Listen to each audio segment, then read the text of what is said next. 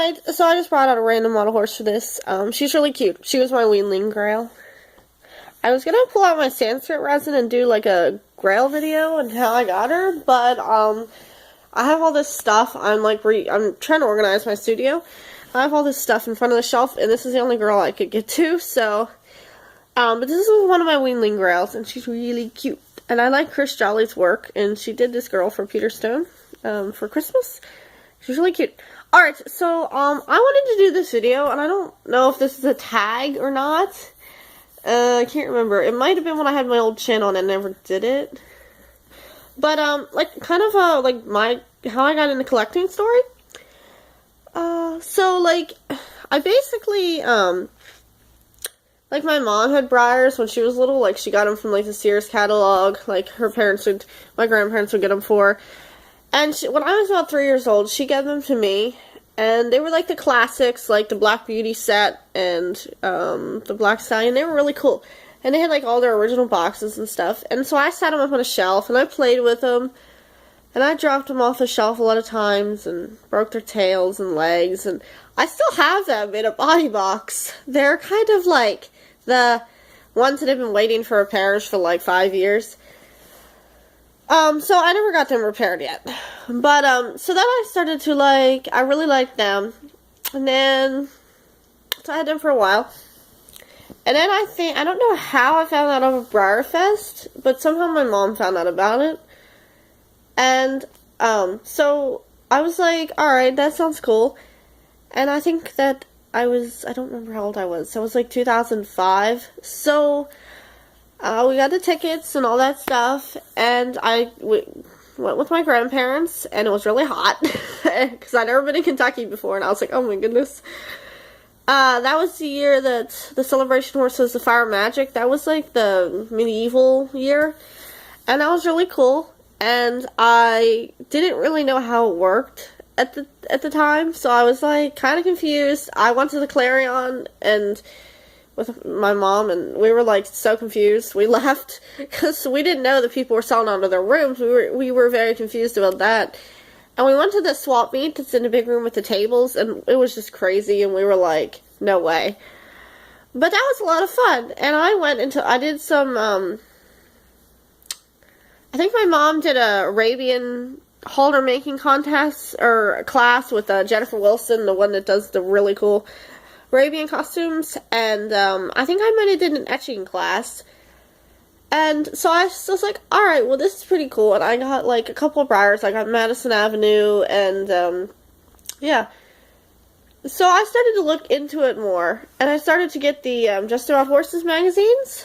And I love those. I have, like, from 2006, I got my first issue until they stopped. So I got, like, this whole collection, and I don't know what to do with it anymore, but I still read them, because I think they're so cool. And I looked in the back, and I saw that they had, like, a Briar Fun Day thing around me at a store near me. So I went and did that, and I did a stalemate painting.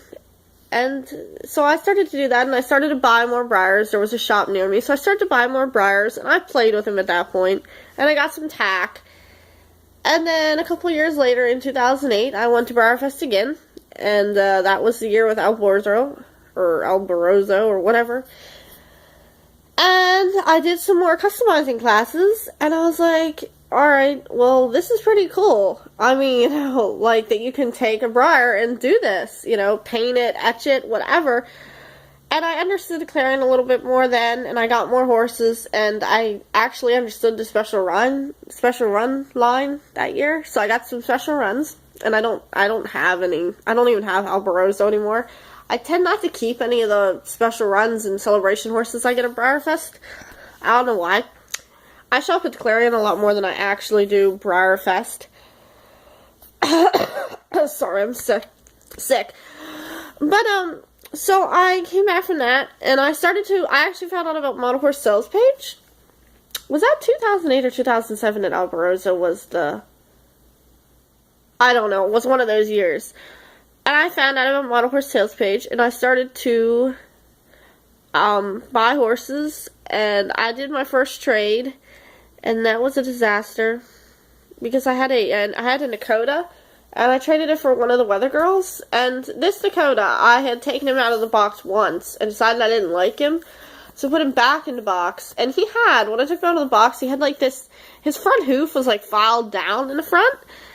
And I put him back in the box, I retied him up and everything, because I didn't want him to get scratched and stuff. And I traded him to the lady like that, and she was like, well, you know, his hoof's all, like, filed down. And I was like, yeah, it was like that when I took him out of the box.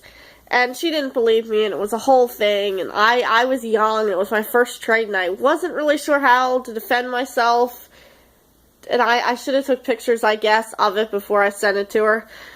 But, I didn't know about MHHR at the time either. So, but after that, I learned, you know, that, you know, you have to, I learned how to be more successful in trading and buying and selling.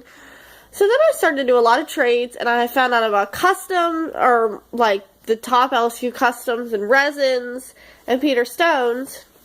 And I think I got my first Peter Stone at an expo near me. And then I was in 4-H at the time, and I went to the 4-H show, and somebody there told me that at the same place that the 4-H show was held, which is in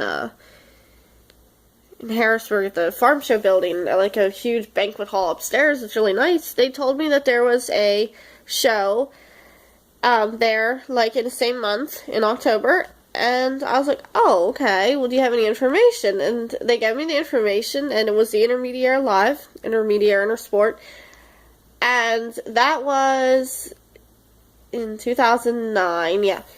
And that was my first, like, open show, and I was a little confused because they didn't have the novice division. They didn't really do that when I first started showing. They've got into that more now.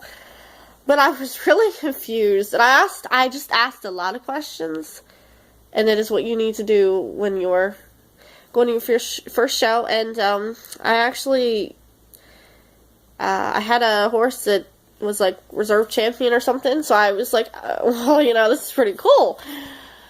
So I went to another show, I can't remember where it was, but I went to another show, and that wasn't open again, and I didn't know about NAN. I didn't understand what NAN was at the time. But I started going to shows, and I would go back to Intermediaire. I still do, every year. And I found out about NAMSHA, and I found out about how to find shows, and I went again to BriarFest in 2012, the British Invasion, yeah. And I took another customizing class. This one was about acrylics, and it showed us how to use an airbrush, and sealers, and primers, and prepping. And I also took a pasteling class. So, and I didn't know, I was practicing on vintage models at the time. But I went to the Clarion, and I got a bunch of bodies. Like, I got a Peter Stone Pebbles, which are like the size of, well, a little small, like smaller than her.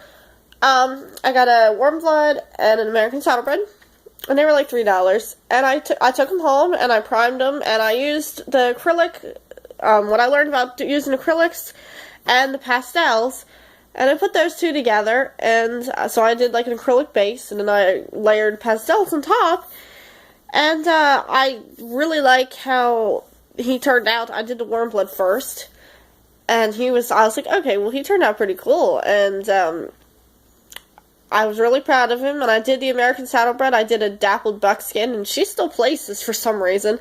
So that was a pretty big feat for me to do when I was just my second custom. But I was pretty hooked on customizing from that point on. And